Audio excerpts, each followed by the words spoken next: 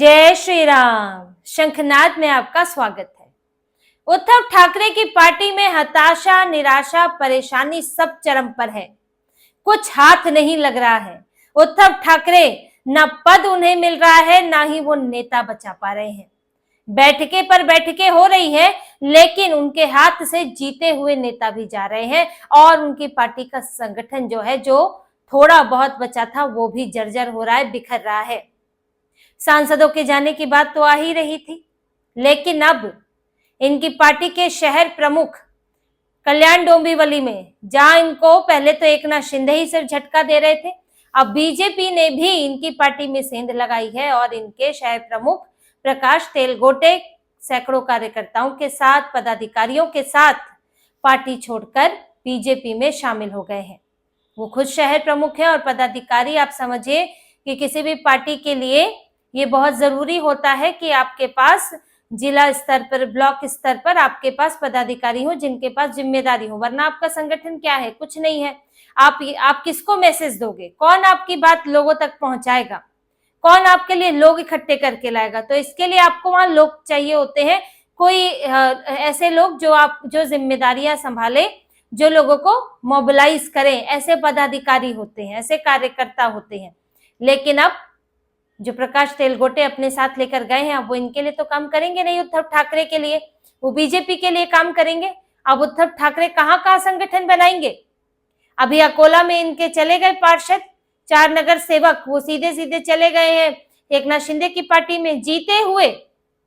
यहां तो समस्या उद्धव ठाकरे की ये हो रही है कि जीते हुए भी नेता जा रहे हैं। जैसे कोई हार गया, टिकट नहीं मिला या कोई परेशानी चल रही है, वो तो एक अलग बात है, वो तो दूसरी पार्टियों में भी होता है। लेकिन आपके तो जीते हुए लोग जा रहे हैं, उनको ही नहीं लग रहा है कि आपकी पार्टी में जीतने के बाद भी कोई भविष्य बचा है। अब प्रकाश तेलगोटे ने ही कहा कि वो वरिष्ठ नेताओं की मनमानी से परेशान थे। उनका ये कहना है कि भाई सुना नहीं जा रहा है, आपसे किसी की बात नहीं हो पाती है, विचारधारा पलट गई है पूरी तरह। अब हम कहाँ जाए वोट मांगने? आप तो वहां पर तुष्टीकरण कर रहे हैं। तो इस सब के पीछे हमारे लिए क्या स्कोप है? तो हम क्यों ना हिंदुत्व वाली पार्टी में आए। जो आपकी विचारधारा थी आपने तो छोड़ दी, इसलिए वो बीजेपी में आना या एकनाथ शिंदे की पार्टी में जाना आसान होता है शिवसेना यूबीटी के नेताओं के लिए, क्योंकि विचारधारा एक ही है, एक दूसरे से जुड़े रहे हैं। और उद्धव ठाकरे ने तो एक तरह से पूरी पार्टी ही पलट दी है, तो नेताओं को दिक्कत हो रही है। ऐसे ही एक दिक्कत इनके सांसद के सामने भी आ रही है। संजय जाधव का नाम सामने आ रहा है, जो उद्धव ठाकरे की मातोश्री की बैठक में नहीं आए थे। देखिए, इनके लिए ऑपरेशन टाइगर की बात तो मैं आपको पहले बता चुकी हूं, इसलिए मातोश्री में सांसद बुलाए थे, लेकिन वहां पर कुछ नेता नहीं आए थे, जिनमें संजय जाधव भी हैं, जो कि परभणी से इनके सांसद हैं और उन्हें परभणी का शेर भी कहा जाता है, बड़े नेता माने जाते हैं। और उद्धव ठाकरे को, यानी कि यूबीटी के वहां पर जो अब भी जो कुछ बचा खुचा है, वो संजय जाधव के कारण माना जाता है। और उन्होंने पार्षदी के चुनाव में भी, जो भी नगर निगम का चुनाव हुआ था, उसमें भी उनकी अहम भूमिका बताई गई थी। लेकिन देखिए, परभणी में चल कर रहा है और संजय जाधव की भी कुछ मुश्किल सामने आ रही है। और फिर जब ऑफर आते हैं तो व्यक्ति सोचने ही लगता है। परभणी में जहां पहले शिवसेना यूबीटी हिंदुत्व की बात करती थी, वहां पर उनके अधिकतर उम्मीदवार हिंदू हुआ करते थे। लेकिन अब इन्होंने, जब से उद्धव ठाकरे ने पलटी खाई है, तब से वहां पर तुष्टीकरण की बात करने लगे। इनके अधिकतर उम्मीदवार मुसलमान होने लगे। संजय जाधव वहां से सांसद ही जीते। नगर निगम में भी अधिकतर पार्षद इनके मुस्लिम ही थे, वहां पर मुसलमानों की आबादी है ठीक ठाक, जिसका फायदा इन्हें मिला है क्योंकि इनको पूरा मुसलमानों का वोट पड़ा। लेकिन पहले ऐसा नहीं था, पहले तो इनको हिंदुओं का वोट पड़ता था, तब भी इनको वहां सफलता मिलती थी। लेकिन इन्होंने इस बार अपनी तो तरीका बदला है, तो हिंदू तो इनसे छिटक गए हैं। इन्होंने यहाँ पर अधिकतर मुस्लिम उम्मीदवार खड़े किए, जिसमें से 29 जीते। अब इसका असर महापौर पर भी पड़ा, महापौर भी मुस्लिम बने। अब हुआ ये कि रातों रात वहां पर मारुति मंदिर जो है, वहां से मूर्ति हटा दी गई, मंदिर तोड़ दिया गया। मारुति मंदिर यानी कि परभणी का हनुमान जी का मंदिर, वहां पर हनुमान जी की प्रतिमा थी और उस प्रतिमा को रातों रात उठाकर ले गए। अब इनका, शिवसेना वालों का तो कहना है कि कचरे के ट्रक में ले जाया गया, हालांकि इसकी पुष्टि नहीं है, लेकिन उनका आरोप है। लेकिन मूर्ति तो वहां से गई, आपने मंदिर तोड़ दिया। 2017 से मंदिर चल रहा है, वहां पूजा भी होती है और ये रातों रात ये काम हो गया रात के 3 बजे, जिसके बाद वहां पर शिवसेना वालों ने खूब हंगामा किया, नगर निगम के दफ्तर में तोड़फोड़ की और इसका विरोध किया। अब इनका कहना था शिवसेना यूबीटी वालों का कि भाई ये तो पहले का ऑर्डर था, हमने ऐसा नहीं किया, लेकिन आपके महापौर बनते ही कैसे हो गया कि रातों रात ये जो भी कार्रवाई थी तुरंत लागू हो गई। और लोगों को भी आपने आपको अगर मजार तोड़नी होती है, दरगाह टूटनी होती है, तो वहां सभी पक्षों से बातचीत की जाती है, शांति बनाए रखने की अपील की जाती है, पुलिस बल आता है। रातों रात मजारें कब टूटी हैं? लेकिन यहाँ तो रातों रात हो गया।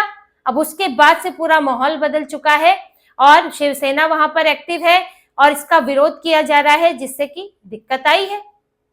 अब संजय यादव की भी परेशानी बढ़ रही है कि कुछ तो वोट इन्हें आता था, शिवसेना कैडर का वोट तो आता है, वैसा भी नहीं कि प्योर अब पूरे मुस्लिम वोट से जीत जाएंगे, कुछ तो आपको वोट चाहिए हिंदुओं का भी। तो अब वहां पूरी तरह से ये एक मुद्दा बना हुआ है। संजय यादव की भी परेशानी है कि आपने ये देखिए, ये होता है, कैसे पलटती है चीजें। मालेगांव में क्या हुआ है, जैसे जैसे डेमोग्राफी बदलती है वैसे वैसे नेता बदलते हैं और फिर आपके ऊपर के नेता बदल जाते हैं। डेमोग्राफी बदली तो अधिकतर जो है यहाँ दूसरे समुदाय को टिकट गया, फिर उसी समुदाय का नेता बना और फिर उसके फैसले अपने समुदाय के हिसाब से होंगे। ये हम दूसरी जगह भी देखते हैं। और इसी तरह से पहले होता है स्थानीय निकाय चुनाव, फिर आप नगर निगम तक आते हैं, फिर विधानसभा तक आते हैं, फिर सांसदीय तक आते हैं, विधानसभा में आ जाए तो मुख्यमंत्री और फिर तो पूरा पीएम। तो ये तो इसी तरह से डेमोग्राफी लोकतंत्र में तो यही सिस्टम है और असर उसका दिख रहा है कि हुआ क्या वहां पर। अब इसके बाद यूबीटी के लिए मुश्किल खड़ी हो गई है उस इलाके के अंदर और संजय यादव के भी कुछ बातचीत की बात सामने आ रही है। और वो अब देखिए, शिवसेना की इतनी अहम मीटिंग थी मातोश्री में और उस समय बुलाई जा रही है जब बात चल रही है कि आपका ऑपरेशन टाइगर चल रहा है, तो ऐसे में संजय यादव नहीं जा रहे हैं। तो सवाल तो उठते हैं, वजह जो भी हो, लेकिन सवाल बनेंगे, शक होगा। अब उनकी वजह बेहतर अब उद्धव ठाकरे जानते हैं और संजय यादव जानते हैं। और इस बीच में शिवसेना की सांसद ज्योति वाघमारे ने उद्धव ठाकरे की नींद उड़ा दी है। उन्होंने कहा है कि कुछ दिनों में बड़ा होने वाला है, चाहे ऑपरेशन टाइगर हो या ऑपरेशन तुतारी हो। तुतारी यानी कि शरद पवार की पार्टी। इस संबंध में भी मैंने आपको बताया था कि नजर दोनों पर है। शरद पवार के पास भी सांसद है, इनके भी 7-8 सांसद हैं, उनको तो ऑफर पिछले साल से ही दिया जा रहा है कि आप सुप्रिया सुले को छोड़े, उनको रहने दे, आप लोग आ जाए, एंटी डिफेक्शन भी नहीं लागू होगा। अब सुप्रिया सुले तो आएंगी नहीं, फिलहाल तो ऐसी स्थिति है। तो इधर तुतारी वाले आ सकते हैं कि उद्धव ठाकरे के आ सकते हैं, या दोनों से ही आ सकते हैं। और ज्योति वाघमारे ने तो बड़ा बयान दे दिया है कि कुछ दिनों में बड़ा होने वाला है।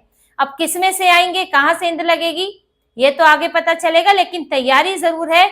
एकनाथ शिंदे की मीटिंग की बात तो सबके सामने ही है, ऊपर से जो कानूनी सलाह ली जा रही है वो भी है, और एक सही समय के हिसाब से कहीं ना कहीं से सांसद बीजेपी और एकनाथ शिंदे की पार्टी में शामिल हो सकते हैं। क्योंकि देखिए, जो शरद पवार की पार्टी भी है, इन्होंने भी अपना रंग दिखा दिया कि हम नहीं शामिल होंगे। सबसे ज्यादा तो रोहित पवार एक्टिव है, क्योंकि उन्हें लग रहा है कि अब कौन संभालेगा आगे। रोहित पवार की आप उनकी जो अपनी रणनीति है वो देखिए। यहाँ अजीत पवार नहीं है, अब इस दुनिया में नहीं रहे। शरद पवार की भी उम्र हो चुकी है काफी कि वो कितने दिन एक्टिव रह पाएंगे राजनीति में। यहाँ सुप्रिया सुले देखती नहीं है रब प्रदेश की राजनीति। तो रोहित पवार को लग रहा है कि अब तो पवार परिवार में तो सबसे सीनियर मैं ही हूँ। पार्थ पवार जो उधर से है वो भी नहीं इस वक्त ज्यादा एक्टिव है, रोहित पवार तो फुली एक्टिव है राजनीति में। तो उनको लग रहा है कि कल को अगर ये वाली एनसीपी बिखरती है तो वो हमारी पार्टी में शामिल होगी, विलय होगा और फिर सर्वे सर्वा मैं बनूंगा। पवार परिवार से तो हूं ही, तो वो तो अपना देख रहे हैं। और इसी चक्कर में इन्होंने विलय नहीं किया, तो इनके सांसद रुके हुए थे इसीलिए कि विलय होगा तो वैसे भी एनडीए में आ जाएंगे। लेकिन अब विलय हो नहीं रहा है। रोहित पवार कह रहे हैं अगले 2-3 साल भी विलय नहीं होगा। इस वक्त कांग्रेस का गाना गा रहे हैं रोहित पवार। तो इनके सांसद भी तो अपना भविष्य देखेंगे कि वहां पड़े रहकर क्या करें। शरद पवार, रोहित पवार तो अपने जुगाड़ कर लेते हैं, लेकिन हमारा आगे क्या होगा। तो यह दोनों पार्टियों में इस वक्त धुकधुकी बनी है कि किसके सांसद निकलकर बीजेपी और शिवसेना में चले जाएंगे। लेकिन उद्धव ठाकरे की परेशानी ज्यादा बड़ी है, उनके पास आगे देने के लिए कुछ नहीं है, भविष्य पर संकट है। और उद्धव ठाकरे की तो अपनी सीट पर भी संकट है। एमएलसी को लेकर भी कोई फैसला नहीं हो पाया है, अभी भी चल रहा है, तनातनी चल रही है। उद्धव ठाकरे के लिए नजदीक आ रहे समय, अब तो 1 महीना बाकी है, चुनाव होगा एमएलसी के लिए और उद्धव ठाकरे को कौन सपोर्ट करेगा कि नहीं करेगा, इसको लेकर परेशानी है। और उधर से अगर शिवसेना ने भी खड़ा कर दिया तो सेंध लगनी तय है, तो उसकी भी कोशिश में लगे हैं, लेकिन एमएलसी पर भी कोई नतीजा नहीं आ रहा है। अभी तक कांग्रेस ने पूरी तरह समर्थन इनको नहीं किया है। कांग्रेस वो सीट मांग रही है कि अब हम, राज्यसभा दी गई है भाई शरद पवार को, हमें मिलनी चाहिए एमएलसी।